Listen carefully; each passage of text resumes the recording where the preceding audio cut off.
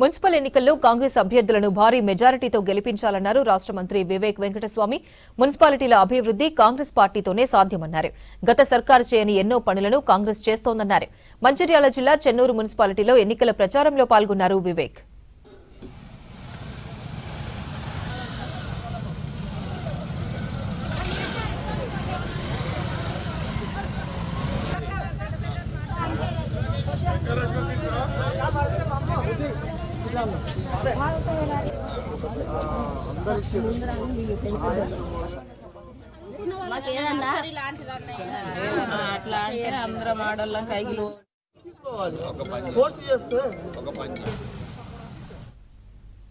ప్రభుత్వం అమలు చేస్తున్న సంక్షేమ పథకాలను ఓటర్లకు వివరించారు మంత్రి.